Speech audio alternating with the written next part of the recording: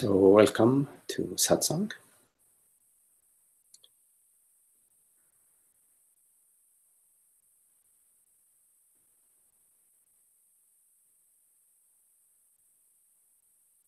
So Satsang refers to the invisible self, to the reality, the wholeness, the undivided and indivisible reality of consciousness, presence, being, awareness. Knowing yourself as that, as what you truly are, as your essential nature, your original nature, is the heart of Satsang. So the welcoming to Satsang is a welcoming that comes from presence, from our deep knowingness of what we truly are. We have a sense within our own being that we are not the body-mind. We are not just what is appearing. That what is appearing refers to a reality that does not appear. The reality of being, the reality of consciousness, what we refer to as I.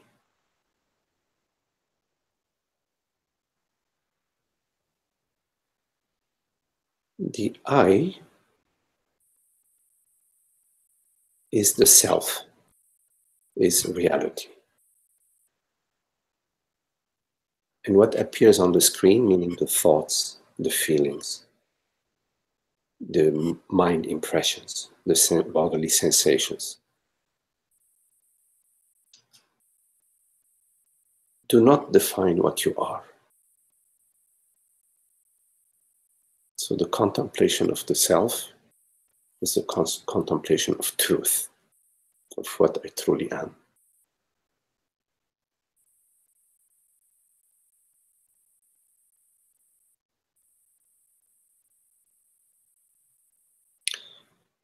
As you are all familiar, if you have any questions, you can pose your questions by simply writing them in the chat box or by speaking your question. I have a couple of questions that were sent to me that I will address later on during this meeting.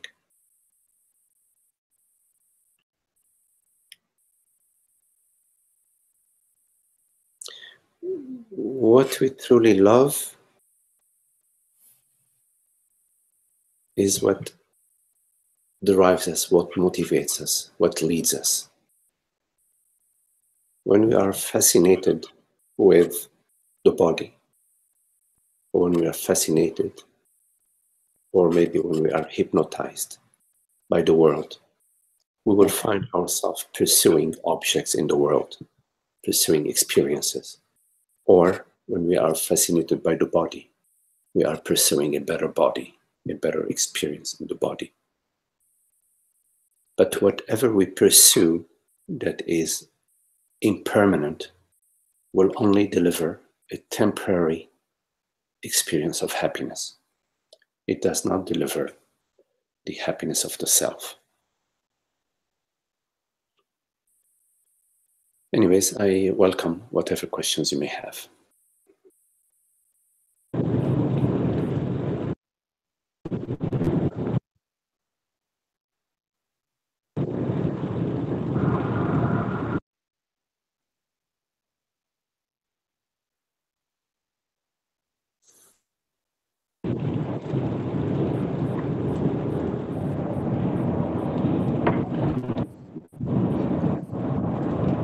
In the meantime, since there are no questions that are arising, I will continue with answering a question that was sent to me by Zoe. Hello, Zoe.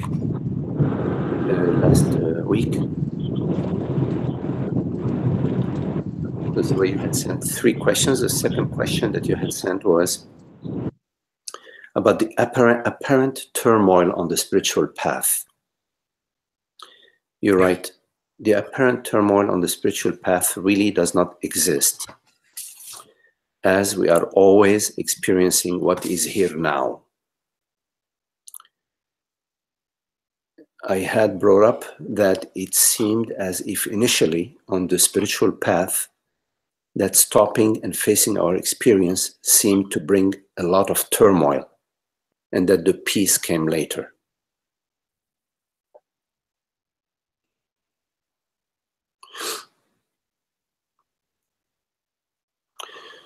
So, you know, the way the inquiry into the self has 2 aspects to it. One of them is the Atma Vishara, meaning the contemplation of what am I? What am I truly? What is the reality of my experience? And which is the path of inquiry.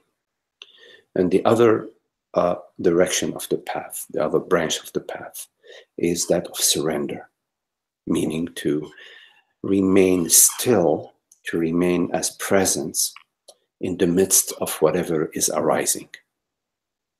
When a certain thought, an emotion, or feeling arises, that is a sort of contraction, to remain completely still, completely present, completely open, and to allow whatever is unfolding to dissolve in the space naturally, effortlessly, without pushing, without any personal agenda, without any personal intention.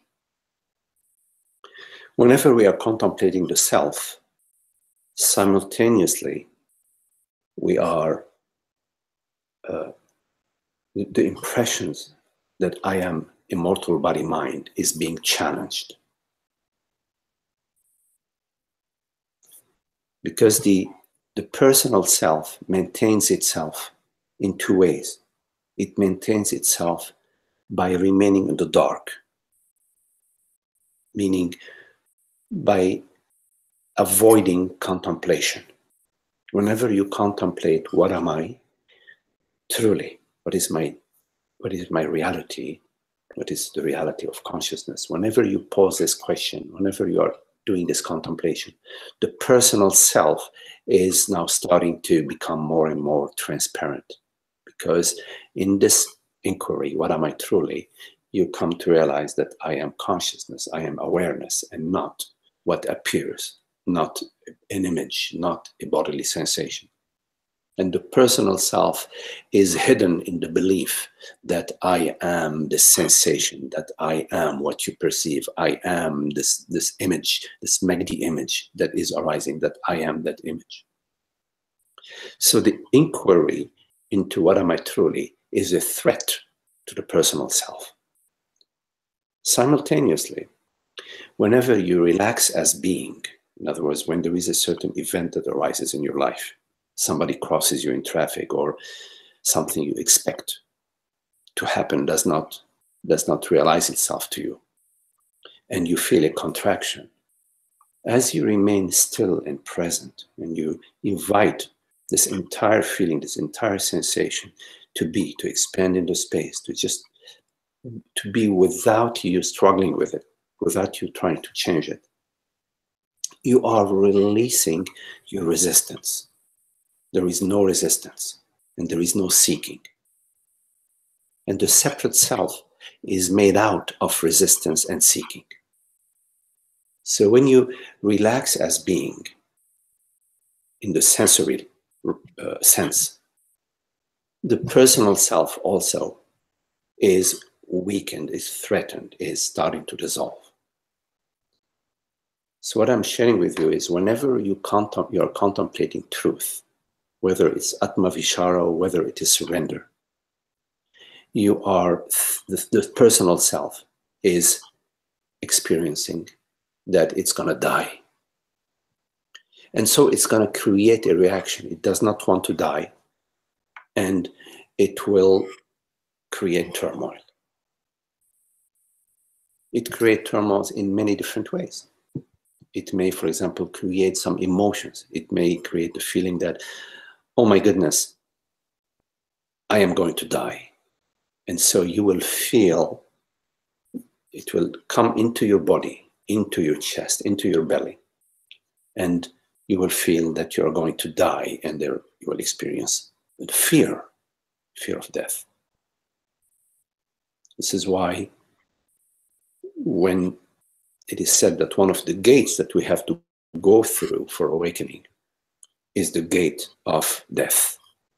We have to be willing to die, because the death of the personal self is key to your freedom. Your personal self will try to scare you, will try to make you feel that something's really, really bad is going to happen to you. This is why you have available to you, your teacher arises to you, because your teacher has already died this death and can speak to you from beyond this death and tell you, it's okay, come, do not worry, that is the path. Another way in which the personal self tries to struggle and to maintain itself is by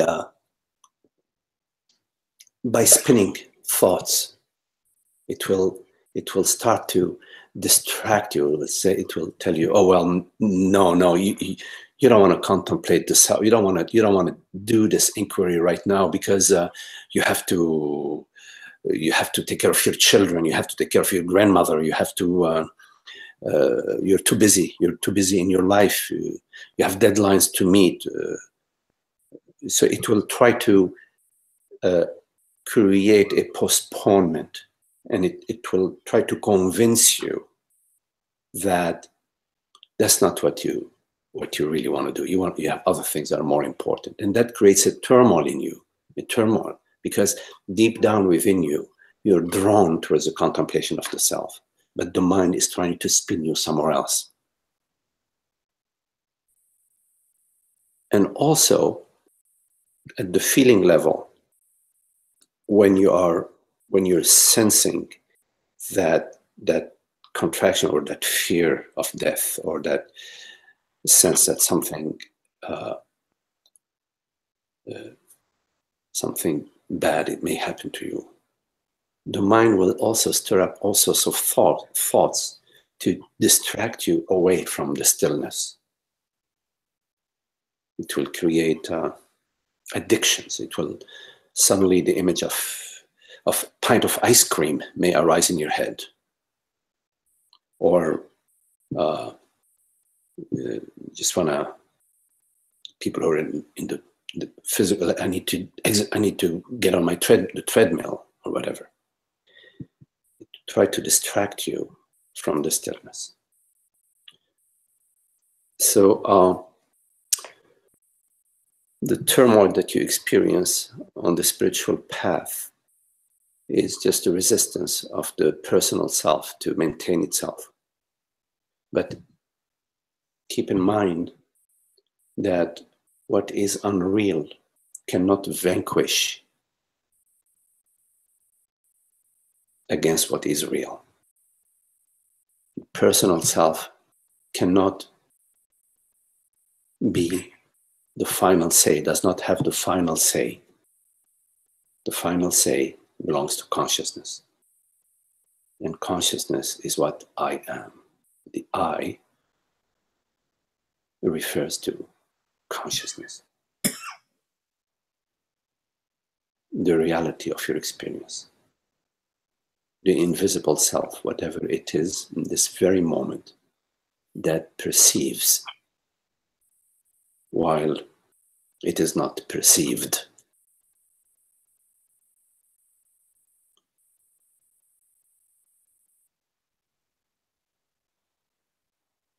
And the peace, as you are contemplating the self, as you're contemplating truth, the personal self, the impression of me and all my concerns, my worries, my troubles, my life, my future, all of that starts to become less and less solid. And the peace of our true nature starts to manifest. And you help that process. You help that process by saying yes to the inquiry, yes to presence, yes to stillness.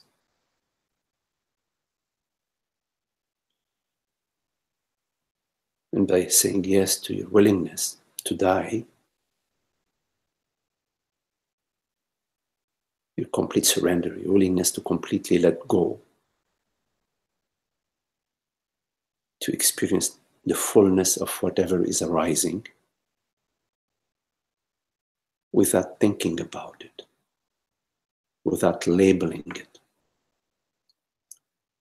without picking up your me story, the story about me, without making it an I thought.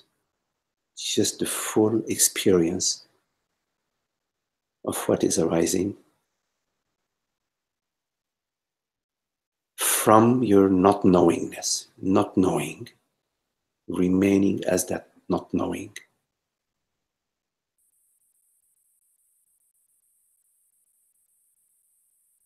And sinking deeper and deeper into this widening, not knowing. Ever deeper and ever wider, not knowing.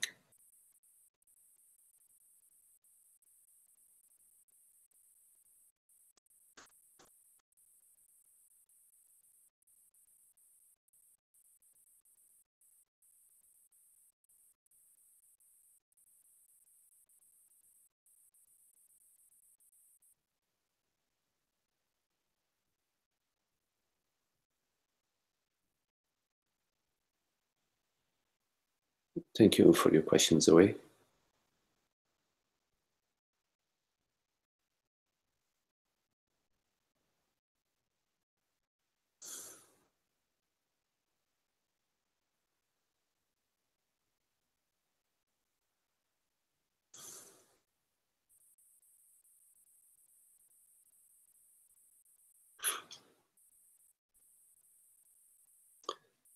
Hello, Richard. Richard, you're right. So initial turmoil perhaps can be expected and not used by personal spiritual self as an indication of moving in a wrong direction. The right direction, Richard, is always presence, beingness, to, in this very moment,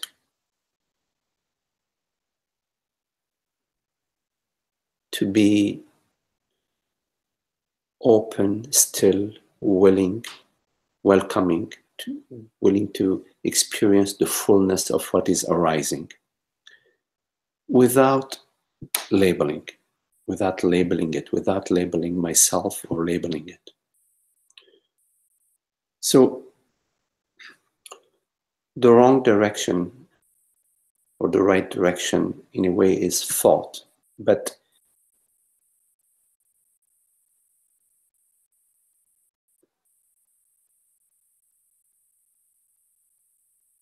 thinking of oneself as more spiritual or less spiritual is still thought. It's still image. And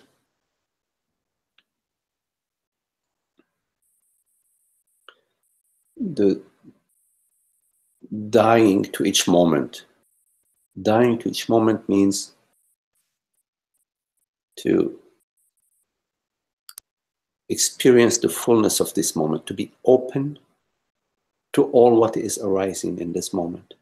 That transcends the mind, transcend thinking. So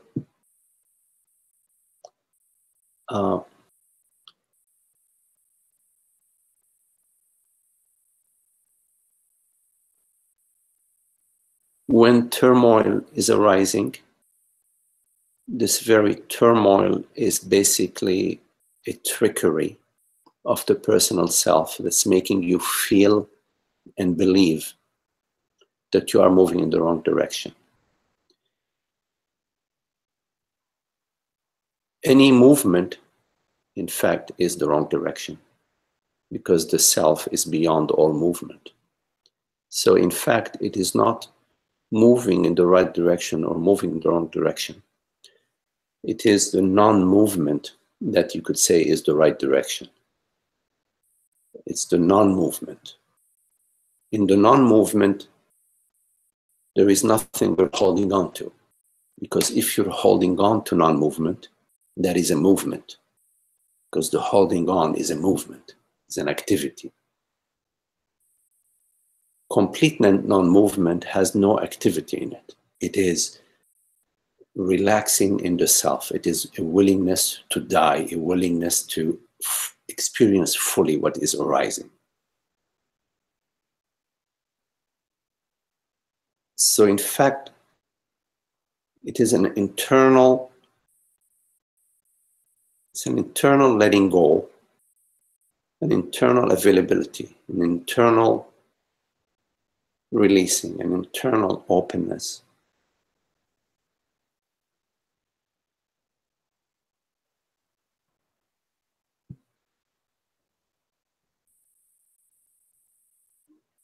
And the thoughts that arise, and the feeling and sensations that arise, when they are welcomed in your complete openness, they do not lead you. They relax and release in your complete openness. They no longer are what is attracting you.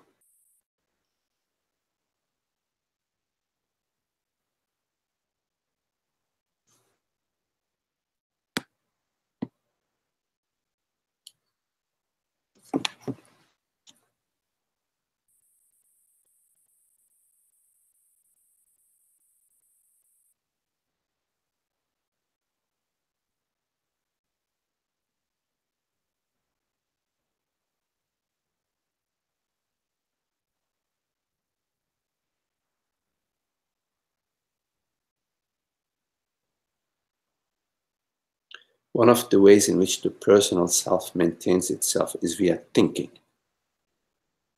Behind thought, there is the hidden thought of I am this person, I am this man, I am this woman. I am born, I am this body, mind.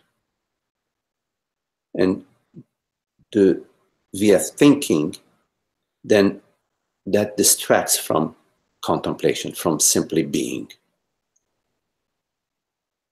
So one of the teachings is pure being, simply be. I think Ramana, to some of his students, he just, when they were available for that teaching, he shared with them, just be.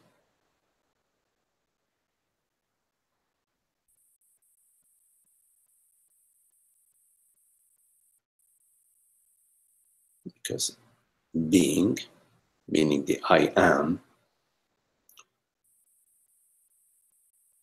is one of the aspects of the self, the I am. The other aspect of the self is a knowingness, awareness. So it's being awareness. If we can just be, then we investigate what is this being and realize that this being is awareness. And then we realize that this awareness is not dependent on the body-mind, meaning it's not personal. It is not conditional. Therefore, it is universal, impersonal, universal.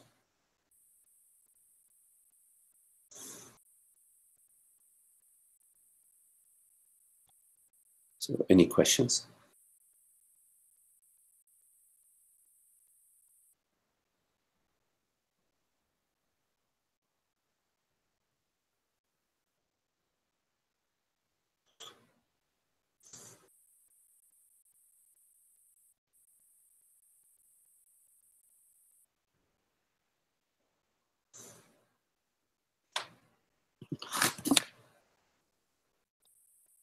Zoe, I just saw a message you sent. Let me see.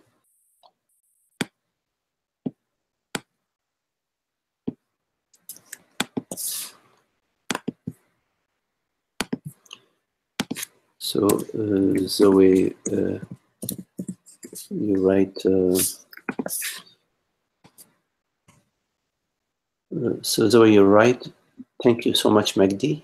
After returning from retreat with you, there is more spaciousness, awareness that all is me, all is the self, and a natural love for more of what appears, like, of course, this appearance is also me. Yes.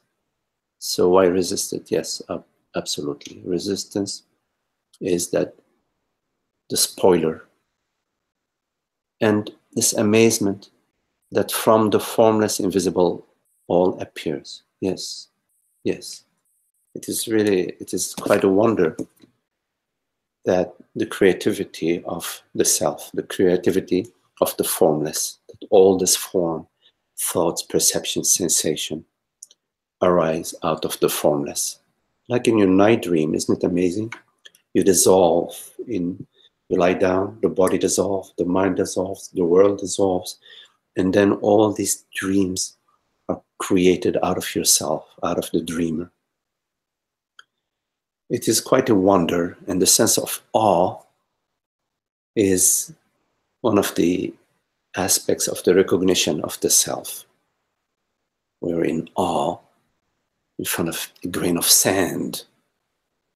It is quite amazing, a grain of sand.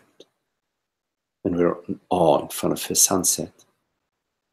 And the awe of consciousness, that there is consciousness, awareness, knowingness. It's quite a wonder. Yes, the spaciousness is our natural, our true nature, our essential self is this openness. And resistance is just an old pattern of me that arises out of this old belief that I am a man, a woman, that I'm born, I exist in time. While in fact, I am the spaciousness of being, the formless self, that neither is born nor dies. For in fact, you have never experienced the birth of I or the death of I. Never. You've never experienced that. Because what would experience it?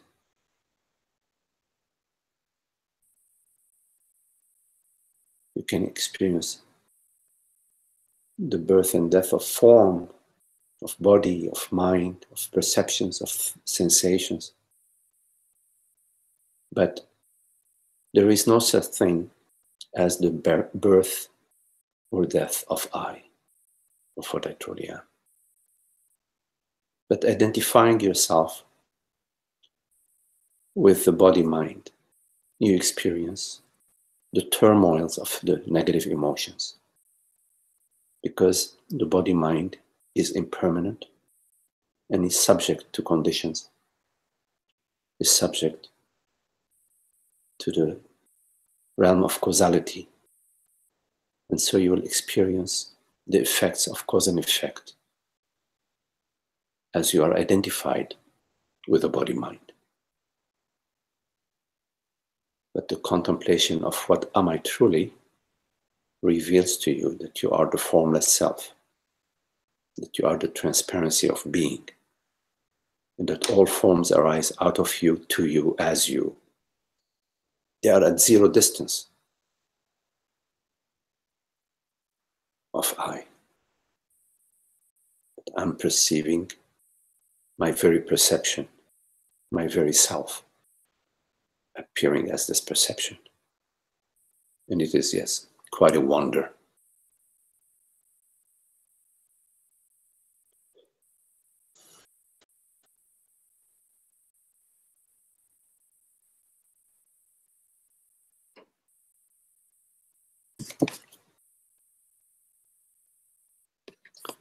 This is the way you write. This is amazing to experience zero distance. Yes, yes. It is. That's what love is. Love is zero distance. There is A and B, and they come together as one in this love. When there is love, when we are in love, there is no other. We're like a drunk with love, drunken. We're like a drunkard with love. We're completely dissolved in the love. The two are one, and it is delightful. Love is the expression of our wholeness. When we are contemplating the self, we're falling more and more in love. Not in love with an object or not in love with somebody, in love with everything and everyone, in love with the self, in love, we recognizing the love. It's an ever deepening and widening love.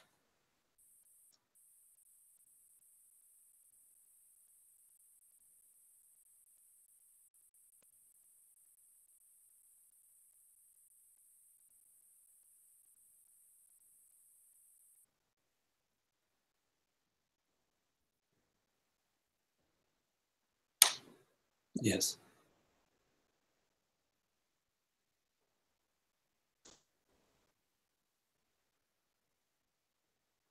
And then that love shines through us. It is us, because we are this love, we are this transparency. And we are no longer loving, we are love. We're no longer doing, we are love.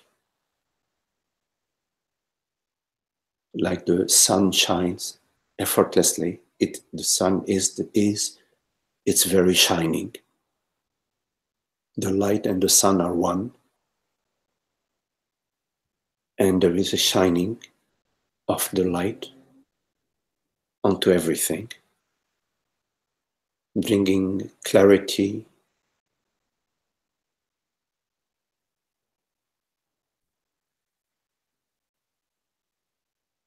and with clarity comes peace.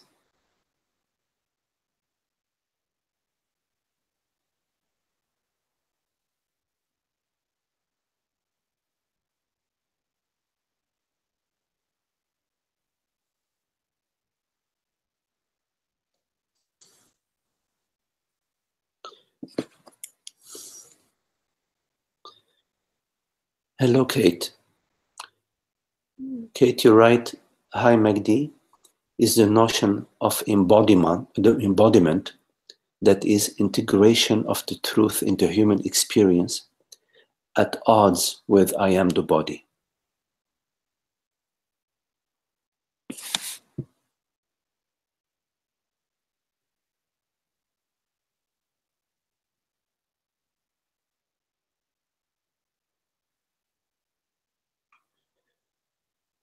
As you contemplate the self, it becomes more and more clear to you that you are consciousness, that you are the reality, you are the dreamer of all dreams, you are not a character in the dream. Your contemplation ever deepens, and it reveals to you with more and more clarity and more certainty that there is one reality, and that reality is the I am, I consciousness. And that all what you perceive is made out of your very self. In other words, the world, the mind, thoughts, perceptions, sensations, because everything you experience is via thought, perception, and sensation. So the world, body, mind is your experience, and you become more and more clear that you are the reality of all of that, and that whatever you experience is intimate with you. In other words, it is not separate from you. Your sense of self moves from the person being Kate, being Magdi, being this person, to embody, you could say, like to become more and more global. The sense of person becomes more and more universal. And effortlessly, without doership, without personal doership, there is an embrace, an encompassing. Your experience is that of being everybody and everyone, not a thought, not a concept, oh yeah, I am everybody, I am everything, I am the self, but your actual experience as your contemplation deepens and blooms, your actual experience is the experience of the reality, and less of thinking about these people, that world, that country, the starvation in the world, etc. It becomes more and more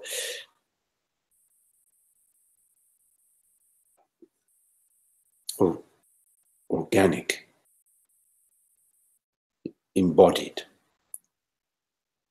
naturally, effortlessly, that because the self is all. It's not a personal self. So to your question, the integration of truth into the world, body, mind, what you refer to this as the human experience, is natural. It's a natural process. Like when it's dark, when there are clouds covering the sun, you're walking around and the world is all dark, and you may trip against things, and people are a little bit lost because there is a darkness. But when the sun shines, there is clarity onto the world, body, mind. So it is all impingent upon the sun shining. So the contemplation is the contemplation of truth, meaning the contemplation of the light of being, or in religious term, God's light or God's reality. When the clouds, when the veils of identification thin out, naturally more and more light starts to shine onto the world, body, mind. So the experience of the self, of truth, of reality, is an experience of complete intimacy. I am the world, body, mind. And the healing of the world, body, mind is an invisible healing, but it is the real healing, the true healing. Because, Kate, for the past thousands of years, humans have been applying thought to try to fix the world, to fix relationships, to fix the world, body, mind, to have a better social order, to have a better human experience. But if you look at the history of humanity, it is full of suffering, wars, exploitations, abuse, disregard, etc. And although we've tried, when we keep trying, a lot of people are trying to make it a better world, a better life, a better human experience. And the success is not there. So your question is, yes, there is an integration of the revelation of the self with the world, body, mind. But it does not come from the mind. It comes from the revelation of truth. This is why I remember reading questions about that students came to sages that were just sitting, and they tell the sage, how come you're just sitting there? Why aren't you busy? Why aren't you taking care of, there is a war here, there is poverty, there is hunger, there is abuse. Why aren't you out and about helping all these? And the sage replies, how do you know that I'm not? And the student says, well, I don't see you doing it. The sage replies, how do you know I'm not? Now, having said all that, Kate, if you find yourself in your life that somehow there is something that you can do around you that speaks to you, you feel like, I don't know, maybe there is a shelter close to your house and somewhere near you, and you feel like you want to help some, maybe volunteer or whatever, and it comes from your love, from your heart, then you do it. But what I'm addressing is the belief that that is the path, that this is what will help humanity. That's not what helps humanity, because there is only one reality. And it's awakening to that reality, and not to the dual reality of God's reality and the human reality. Awakening to that one reality is what this human experience is about.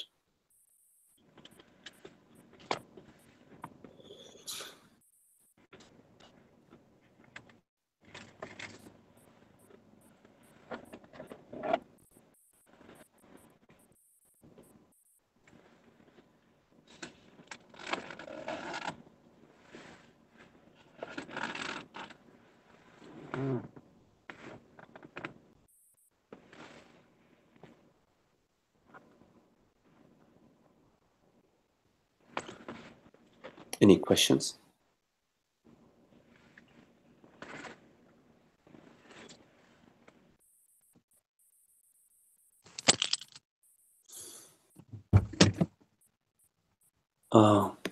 Okay, Zoe. Oh, one moment, Zoe. Yes, Kate, you're right. Thanks. One other question. What is the difference between thinking and contemplation? Yes, it's a very good question.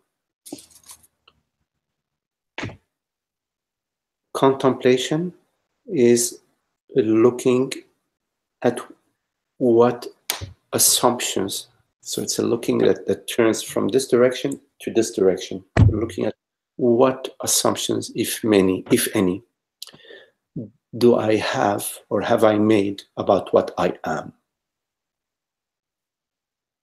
Thinking is we start from I am this body mind, and then thinking is looking out without investigating our assumption that I am this body mind.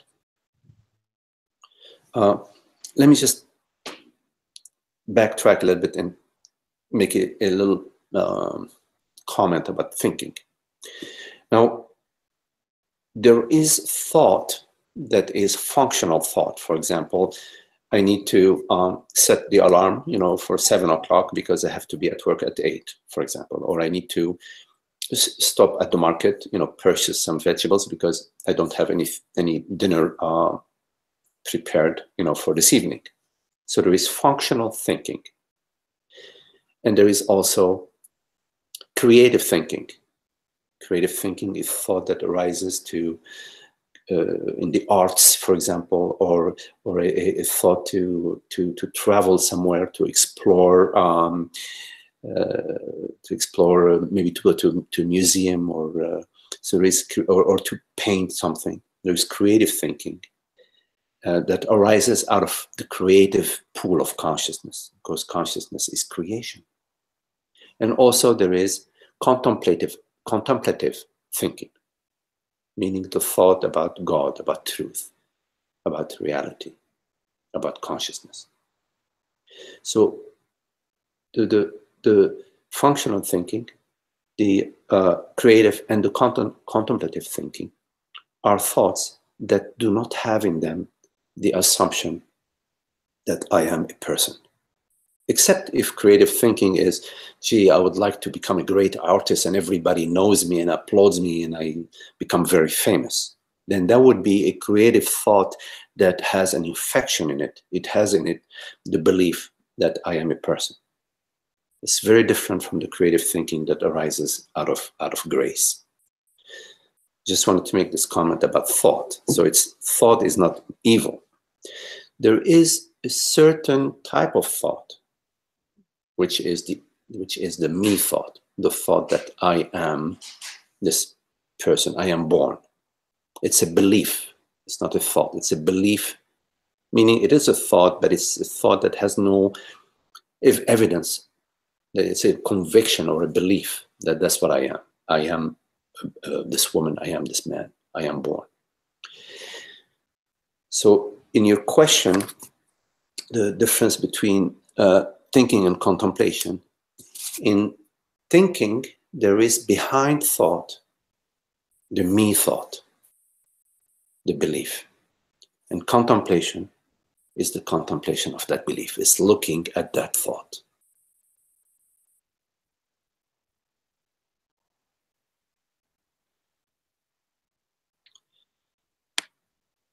Okay, I hope this answered your question. You're welcome, Kate. Zoe, let me see.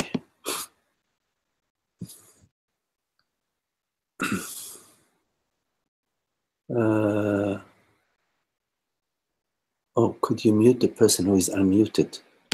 Let me see. Who are you referring to, Zoe? You asked me to mute some. Oh, okay. That was Dolores. Okay, is that okay now?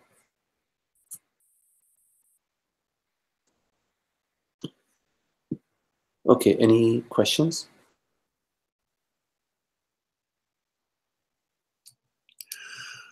Hi, Magdi. Oops, Ananda, I don't hear you. Oh, let me check. Remember last time we had that? Yeah. Let me check. Let me go to sound. All right. Lights, camera. I did it again. Okay. Okay, Ananda, I hear you now. Okay. You're sleepwalking and messing with your computer. Okay. Yes.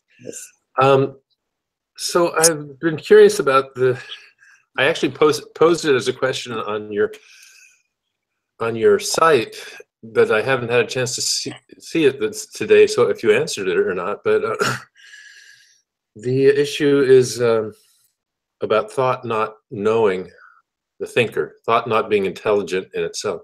Mm-hmm.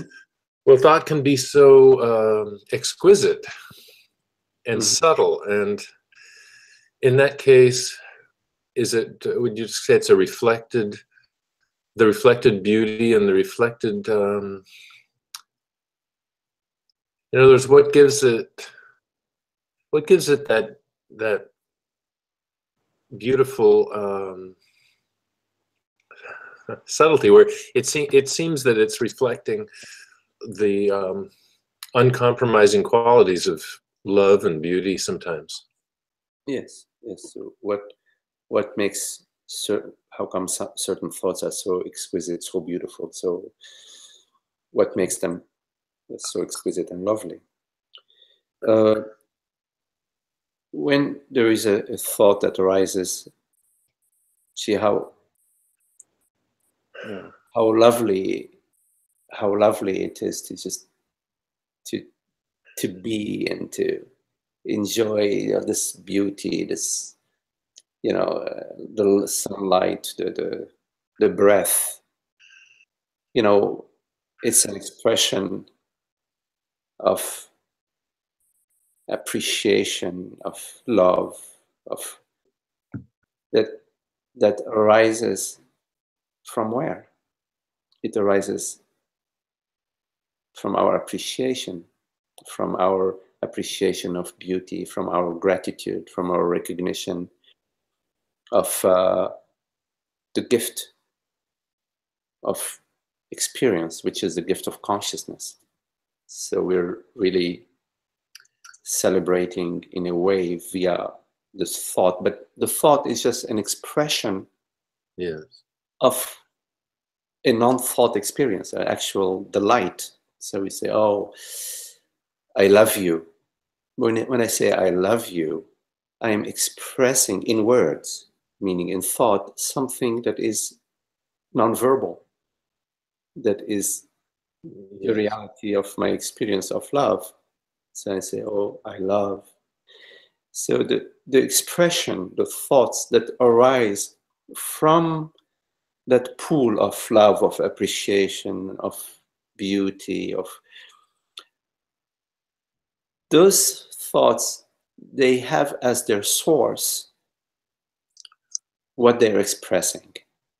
Yeah. They're trying to express.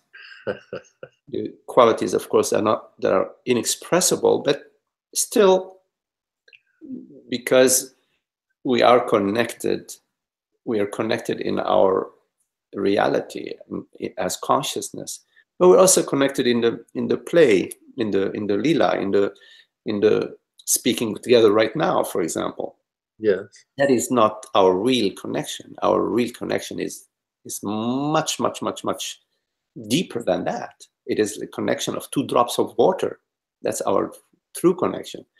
But still, we do play this play of the waking dream and express our love for each other and our love for love. It arises out of the love.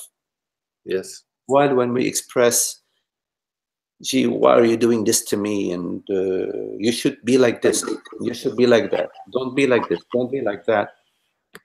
We are then, at that moment, what we are expressing is our expression, our thoughts are arising from the virus, from our ignorance, from our belief that I am me and you are you. And from then on, it's all downhill. I am this body mind, and therefore you're another body mind. And from then on, it's downhill. What can you do for me? You do the good things for me, you're good. You do what I don't expect you to do, you're bad. So I am in the realm of good and bad. And the expression, whatever thoughts arise from our belief and our sense of separation, are not happy. There is inside of them the potential of misery and unhappiness. Yes, that part is pretty clear. But the issue of the thought not being aware, I mean, it seems like if it's when it's the beautiful non-virus expression, it seems that it's permeated with consciousness. Yes. So to say it's not aware it's a strange thing. It's almost like, because we want to go beyond being a witness of love of everything, we want to actually experience it. Right. So the question is a loving thought or a beautiful thought or an exquisite thought aware? It's a good question. Yeah, really. You can ask yourself, you don't need to ask me, you can ask yourself, is a thought aware? In your experience, not thinking about it, just in your experience, what is it that is aware in your experience? Awareness. It's like awareness is all by itself, really. Well, so ask myself. I'm not going to think about it. I'm going to ask myself, wait a minute, that's an interesting question arose for me. Is a thought, a beautiful thought, aware? It's a question. The answer may be yes, maybe no, but I ask myself. Because who else will I ask? I ask myself, okay, in my direct experience, I'm not going to ask my thoughts, because the thoughts are like random. I ask myself, I ask truth. What is it that is aware in my experience? And I wait for the answer. And the answer that comes to me is, what is aware in my experience is I. Okay, well, fine. What is this I that is aware? And I wait. And what comes to me is that awareness is aware.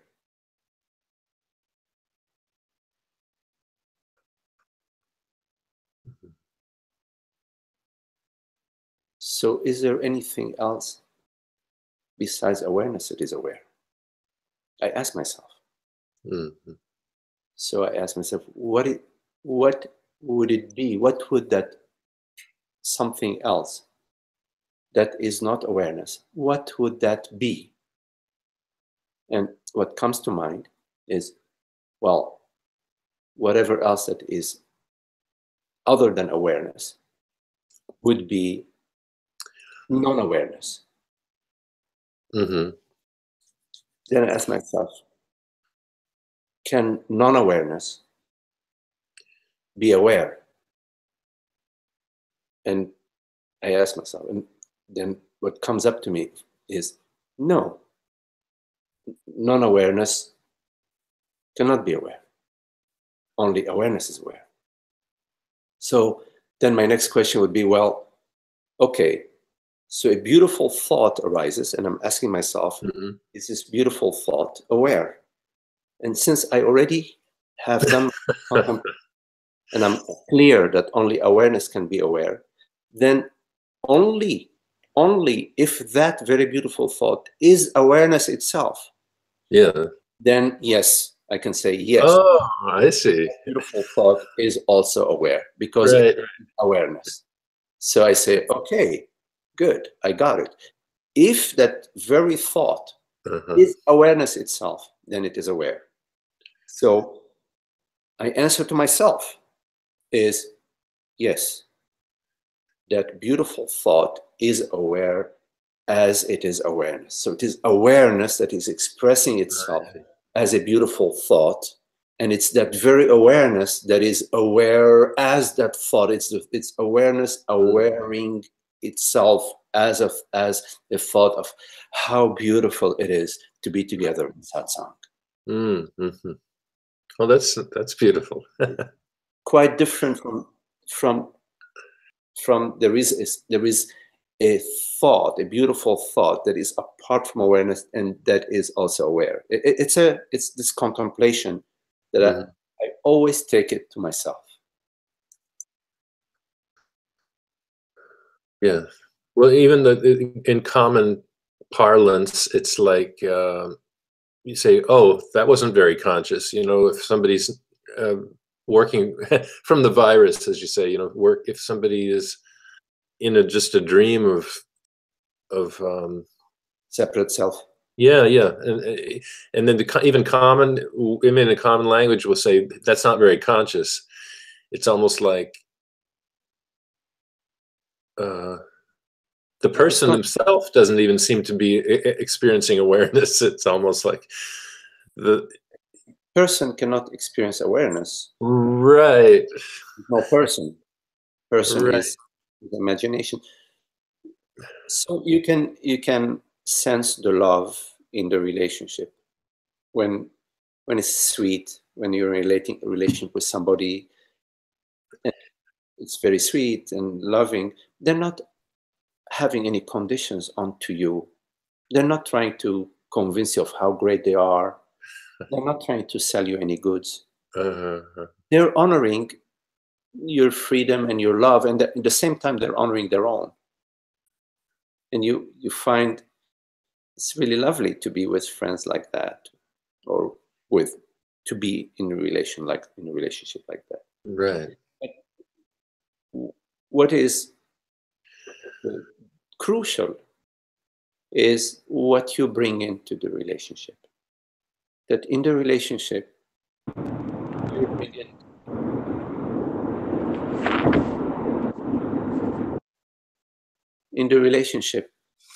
you bring in,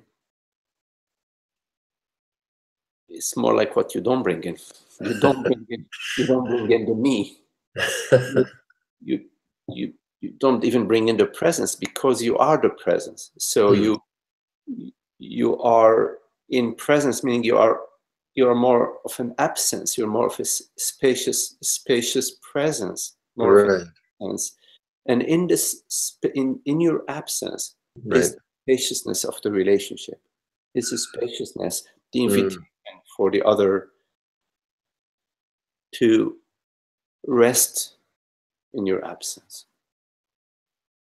And hopefully they have that appreciation that they can rest in your absence and not come and say, hey, what's wrong with you? How come we're not having a discussion about politics and the war and whatever. But you follow what I'm saying? Yeah, and what keeps coming to me as an example of somehow this is, so there is the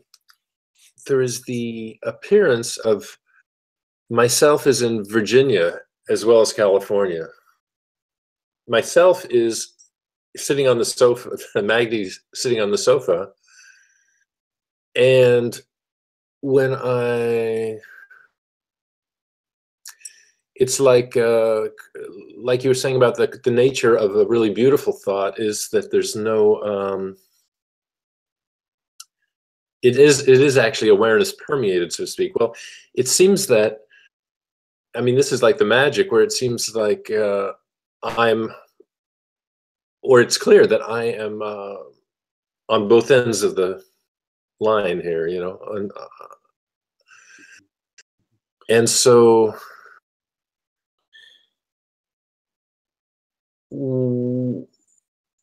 it looks like awareness, it looks like sentience and awareness and everything it looks like it's coming through it's coming through that body that I'm assuming actually exists in Virginia. But all I know is that it exists as these, Sat Chit Ananda, really. I'm not communicating this very clearly, but it's say the very fact of another person who is aware, it's still the one awareness, but it's almost like the thought. It's almost like Magdi is in my objective, universe that I perceive Magdi and I communicate with Magdi. It's almost like communicating with thoughts, but it's permeated by awareness at the same time. It's always consciousness that is perceiving. Yes. Always consciousness that is perceiving. One moment.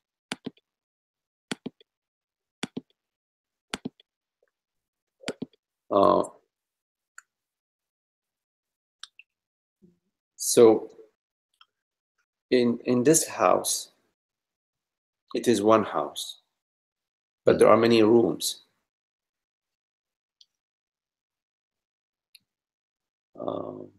Yes. But although there are many rooms in this house, it is one house. Yes?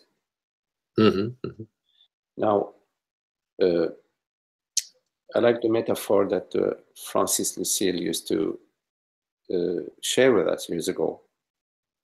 He would say, imagine there is a tower, and the tower has different windows. And you are looking through window A and the lake. Through window B, you're perceiving a field. Through window C, you're perceiving a farm, etc.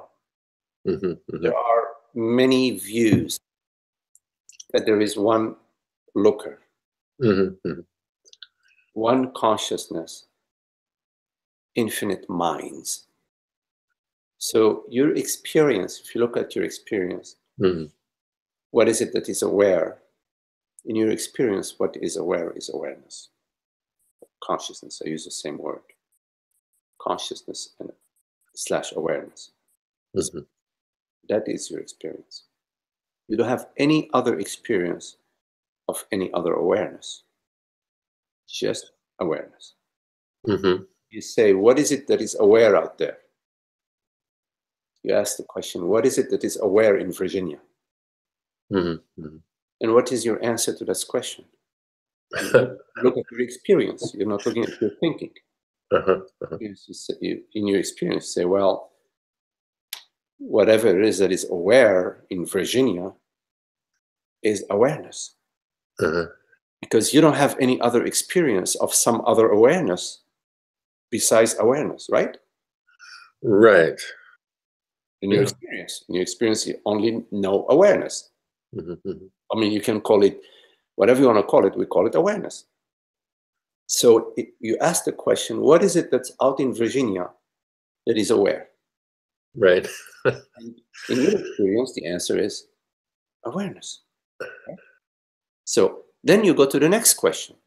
You say, well, okay, how many awarenesses are there? I start from not knowing. I don't have a bias. I don't have a bias. I say, okay, I don't know. I ask myself, how many awareness are there? And I let that question sit. I don't think about it. I let it sit. Say, okay, how many awarenesses are there? I go to my experience. In my experience, how many awareness are there? In my experience, there's only awareness. I can't count it. It's not like you know, there are 7 courses on this table. 1, 2, you know, you can't count how many awareness there are. You don't know how to answer this question. There is no number, right? Right. There is none. So I can only say I cannot deny awareness, right? Yes. So that answer comes from the self, from the I. This is awareness.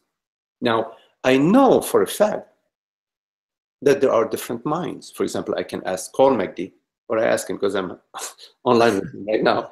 I say, Magdi, what do you see? And I tell you, I see this picture. It is yellow and green and blah, blah. And then I ask myself, you know, Ananda, what do I see? I look up, I say, oh, I see a painting that is red.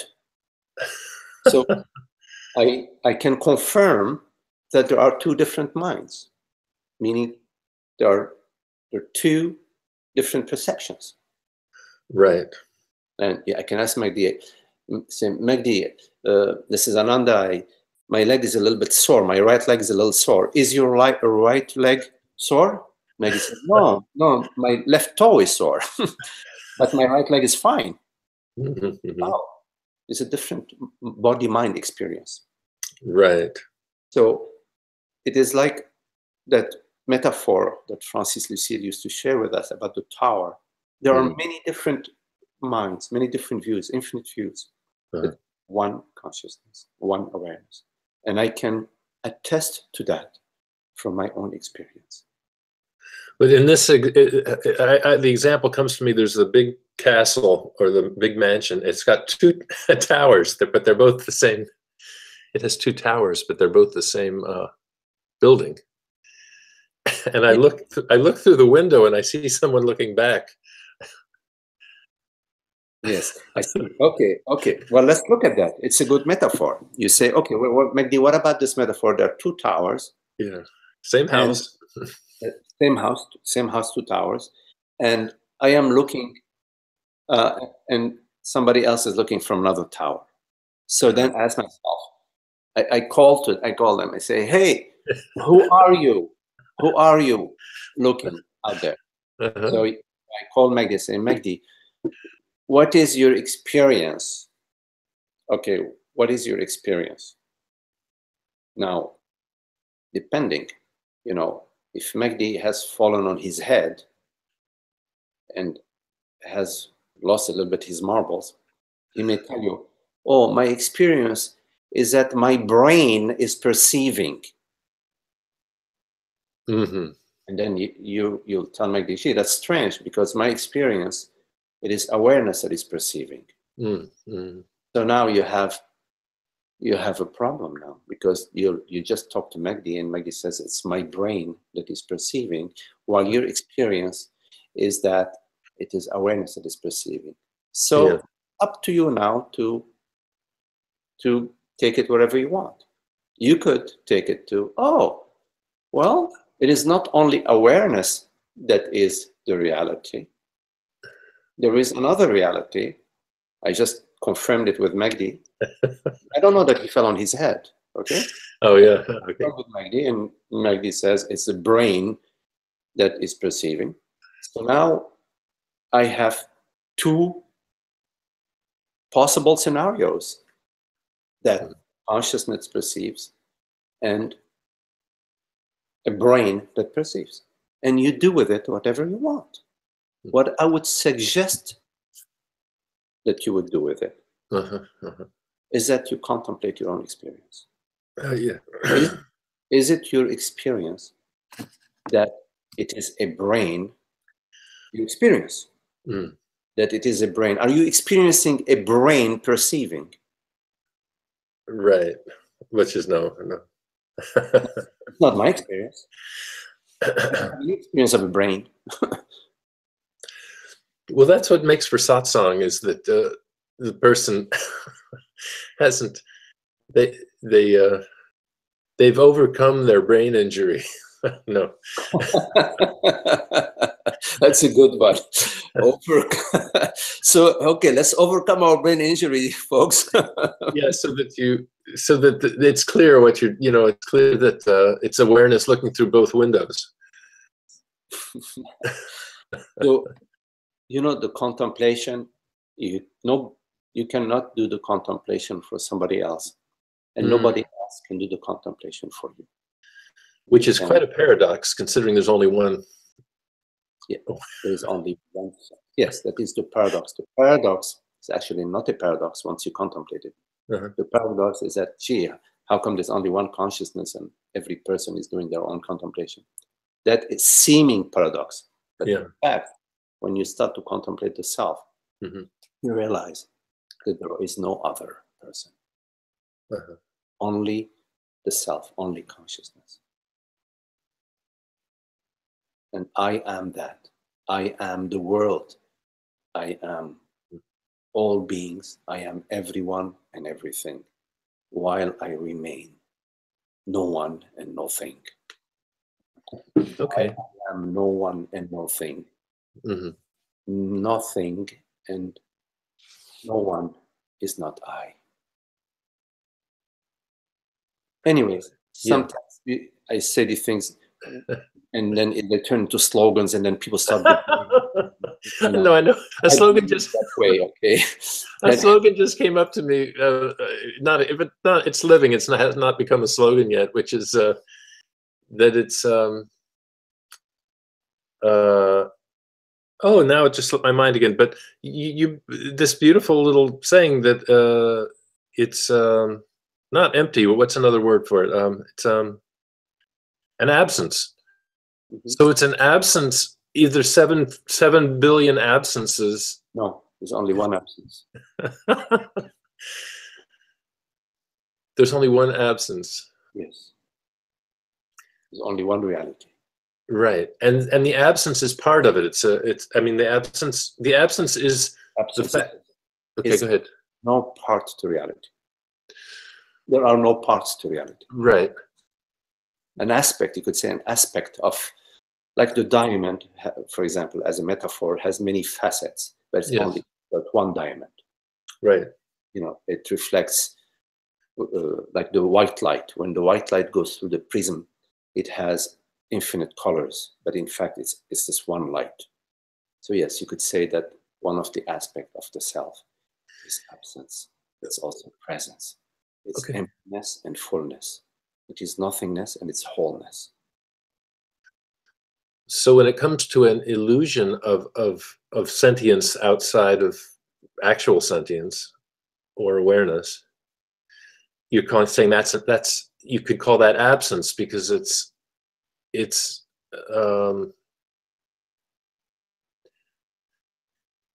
part of the self because there's nothing else, and yet it doesn't actually have the sentience. Am I getting that? I'm not understanding your question. When we look out and say there are 7 billion appearances, the absence aspect of the self in that case is that they are not actually independent.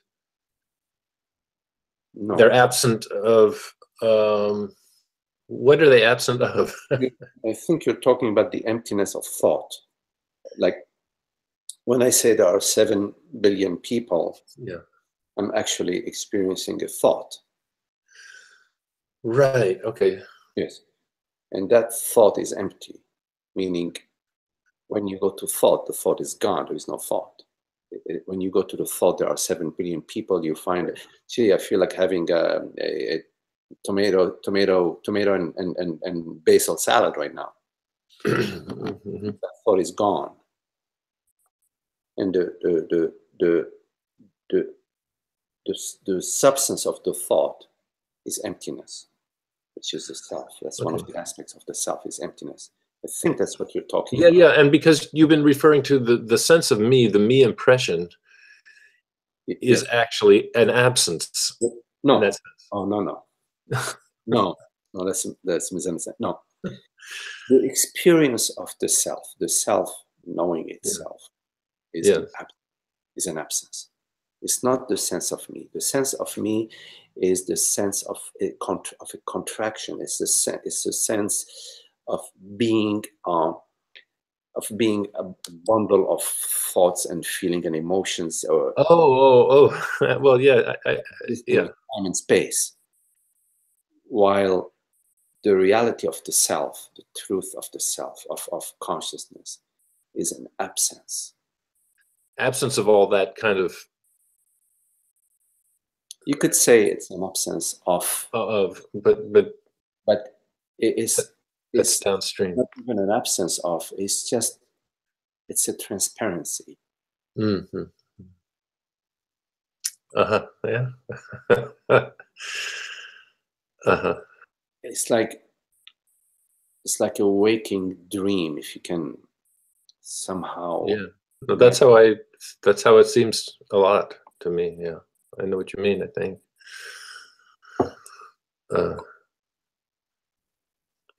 Good. Well, I'm glad I asked that. It's so hard. Thank you for your question. Thank you.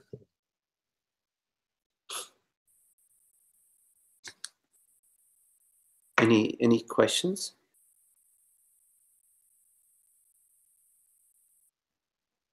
Magni, can you hear me? Hello, John. Oh, okay. Yeah, I was trying to get on earlier, and I somehow messed it up, I guess. Yeah. One moment, John. Isaac, I'll be there in just a minute. Yes, John.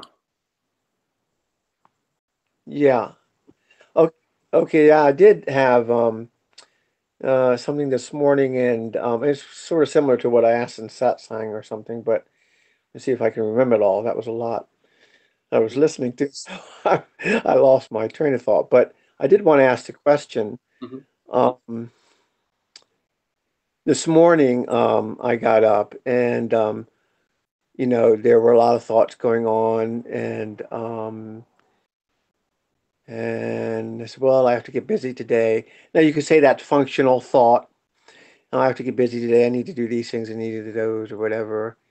And then there was like some stress, and then there was, anyway, the long story short was that then thought came and said, in a way, what does this have to do with your contemplation, or where's the consciousness involved in this, and so forth and so on. And I realized that there was a struggle. There's conflict, actually. And so in that sense, it sort of pointed automatically to a personal view. And let's see if I can explain this. And so with that conflict and the personal and the me aspect coming up is what seemed to be, I realized that right away it just sort of naturally, in seeing that, the seeing itself was freeing, because it automatically turned inwards and beingness was known.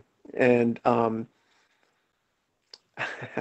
so in a way, what seemed to happen was that, of course, had thought this later, but the experience of beingness was more important than the afterthought.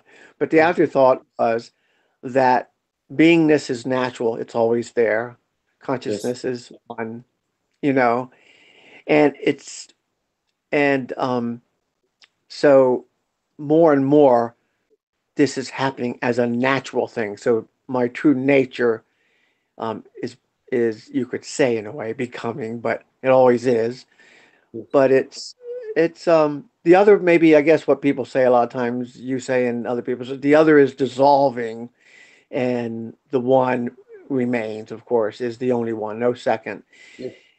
And in that case, when that happened, there was a spontaneous thought of doing something and there was no conflict. So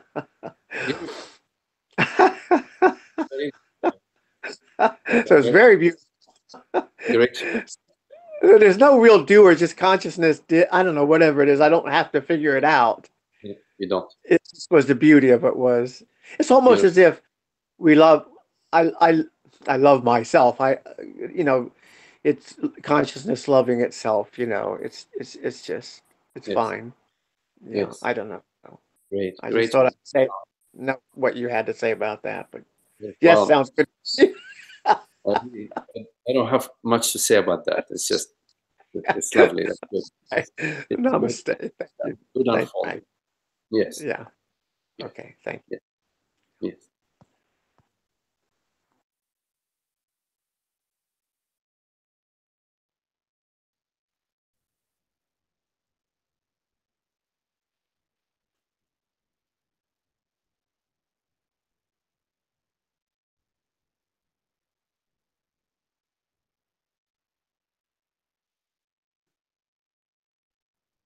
Yeah. Very lovely. Hello, Isaac.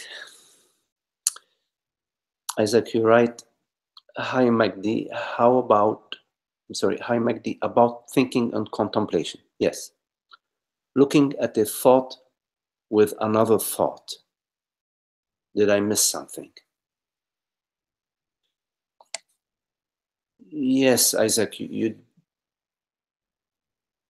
did miss something. Let me clarify. You cannot look at a thought with another thought. A thought cannot look. A thought does not perceive. There isn't a knowingness capacity within a thought.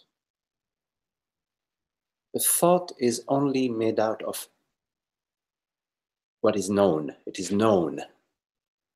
It is a phenomenal arising that refers to what knows it. And what knows it is not itself. It is awareness. Only awareness refers to its own knowingness. A thought is not knowing, does not have, its substance is not knowingness. Only the substance of awareness is knowingness. What makes the thought known is that the thought itself arises out of awareness and is made out of awareness, and it is the awareness that imbues the thought that makes the thought known. But it is not a thought that knows another thought. It is always awareness that arises as a thought, and as it arises as a thought, it imbues, it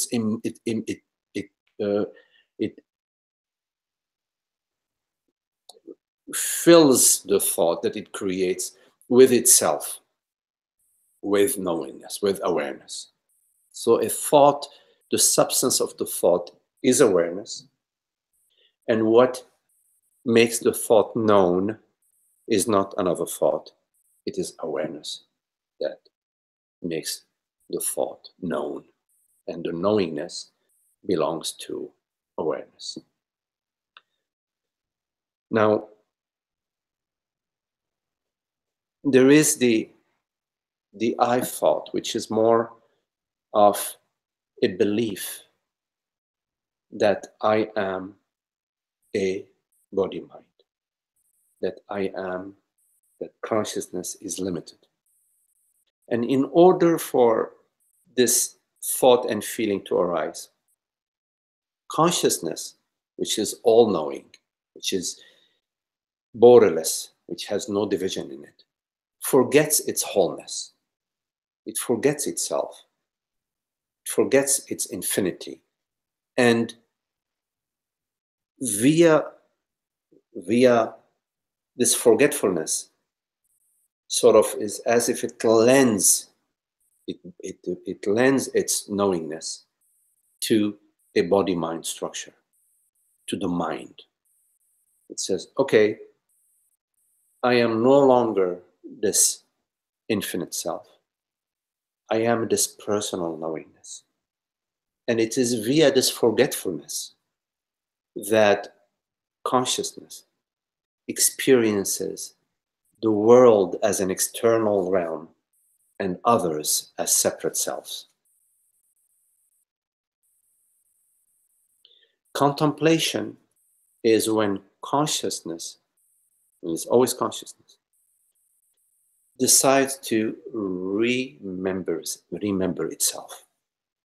In other words, from being a personal self, from being a consciousness that is embodied, that is limited to a particular body-mind, consciousness starts to sort of recollect itself and to return to its own knowingness, to the revelation of its wholeness and infinity and fullness. The way it does that is by bringing in within the realm of thought the divine thought. The divine thought is, what am I? What am I truly? And that's when the contemplation starts and the return home starts.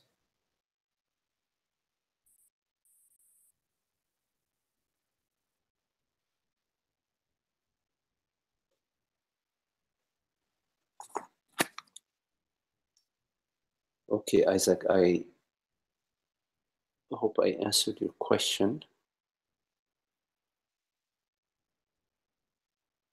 And let me know if there is more to your question that remains unanswered.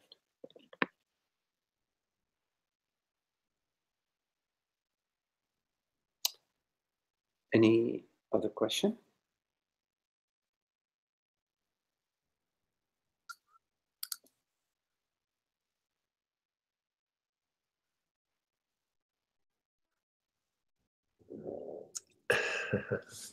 Before you get away, Yes. I just say the idea that things improve in time, or awareness becomes Okay. clear in time, or something like that. I just like to, nip it in the bud, because it. At a time like this, where there's satsang and there's a kind of clarity about the immediacy of what you're talking about.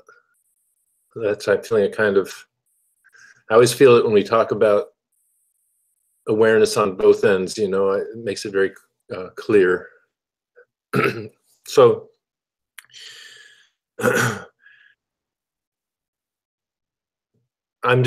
I'm also aware of an idea of time passing and clarity growing and stuff like that. So I can understand, it seems, even Francis and basically anybody will say things keep unfolding, it gets deeper, that sort of thing. But I just want to address the idea that the basis doesn't improve over time, or something like that. And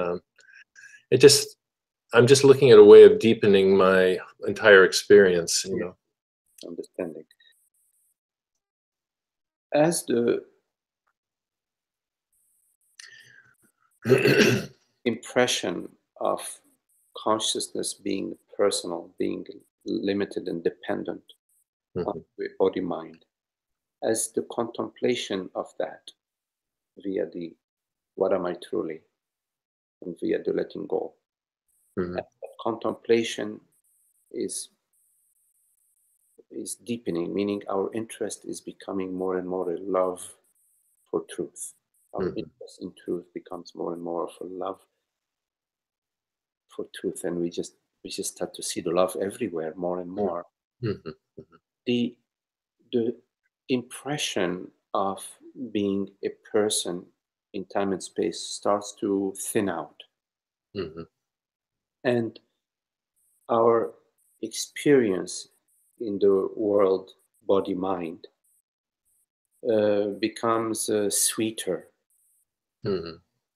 and thought may arise. Thought may arise. Wow, it's really lovely. It's lovely what's happening. You know, I am less irritable. And don't seem to have really much issues here and there. Something. My relationships seem to be more loving. The mind seems to be more at ease. So that thought that may arise, Yeah. whenever it arises, uh, carries in it the impression, because it is referring to, within it, it's referring to a previous experience of being, or Right. Right. carries with it, in it, the impression of uh, of progress, and and there is all thought that arises, as long as we don't bring it back to the me, Mhm. bring it back to, yes, I as a me is, I'm doing better. Uh-huh. So we could appreciate that. Wow, it really works. I mean, consciousness is magical. You know, it has a magic wand in it, and it's really, it's just, wow, that's really amazing. But Right. it's one thing to have an appreciation and to express this appreciation, to Yeah. recognize the appreciation, even to share the appreciation. Sometimes in satsang, I tell people how in the past what was my experience, what it is now. It's just Yeah. a sharing of of this uh, appreciation. Um, does not necessarily turn it into a me thought. It does Right. not weave around it. Oh yeah, I am doing better. Right. In fact, to me, to me, it shows a deep measure of freedom to be that you can talk about the past like that without trying to avoid it. You know what I mean? Because that would mean that it's got a magnetism. The virus is still in there. You know, it's off limits to talk about the so-called my past because yeah. What matters is that in this particular moment that you are sharing, Yes. you're not, you don't have like a personal intention. For example, if my intention is for all of us to awaken to the self, that is not a personal intention. That is an intention that comes from God. That's God's intention, this conscious intention. Because I don't have any vested interest, that there's nothing in it for me. Mm-hmm. Follow? Mm-hmm. When Mm-hmm. I'm sharing about some stories about the past, oh yes, my father, my brothers, or whatever, or me when I was 18 or whatever, uh, and my interest is for you to have a better image of me, or to like me more, or Yeah. that sort of sharing has the me virus in it. It still has a personal. It is trying to maintain the personal impression now, but a sharing that arises out of our spontaneity, of our just out of the space, Mm-hmm. may arise to me to share.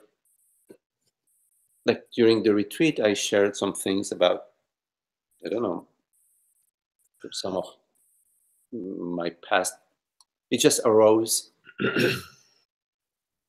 spontaneously, and it was clean, and there isn't a personal interest in the personal self. There's a freedom. The freedom belongs to consciousness. It doesn't belong to the personal self. So yes, you're right. There is a freedom to, you can share with me your anything that you want to share about Ananda, or about your family, or about your friends, about your life, about your thoughts, about your experience, whatever. And as long as we're not identified, we're not maintaining this identification, we don't have an interest in this specter of the me specter. Okay, so now I'm going to extrapolate a little bit, and it seems that the future, so-called future, could be seen in the same way. The story of Ananda's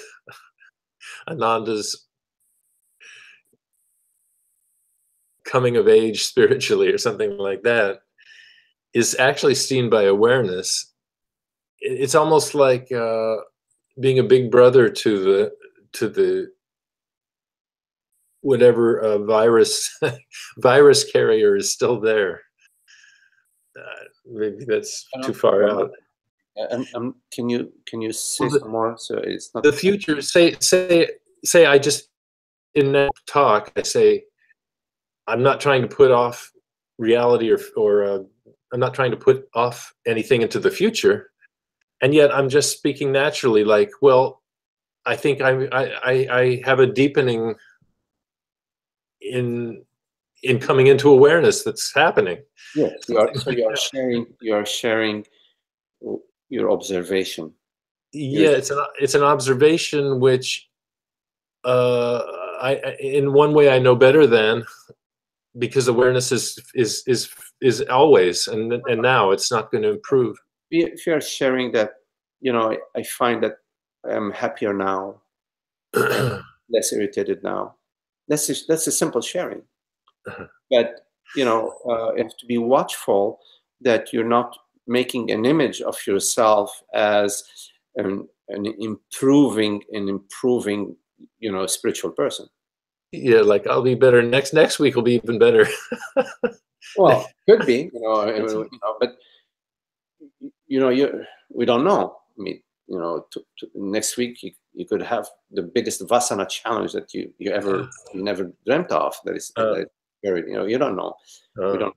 But you're sharing, yeah, my life seems to be smoother, better, happier. I find myself more and more like in love with truth. I think about truth. I talk to friends about it. I love it. I find that this is really beautiful. That's a simple sharing of your experience.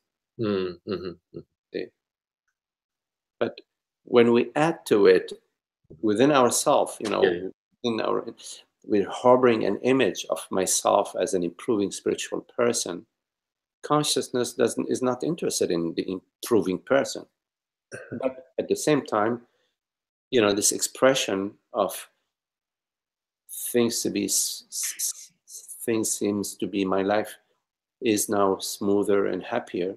It's just a simple sharing of a fact, of your observation, of your experience. Mm. Because as the light of consciousness shines brighter and brighter, it's not a personal shining. It doesn't have anything to do with the person. It's just the clouds are dissipating, and there's more and more light shining. There is more and more clarity, and more joy and happiness. It's not a personal doing. It doesn't refer to a person. We are the expression. We are consciousness speaking, saying, wow, beautiful. I love it. It's sweet.